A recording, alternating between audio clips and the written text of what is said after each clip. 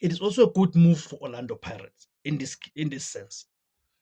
You cannot afford to keep a player in your team when you know very well that this player is unlikely to get any game time.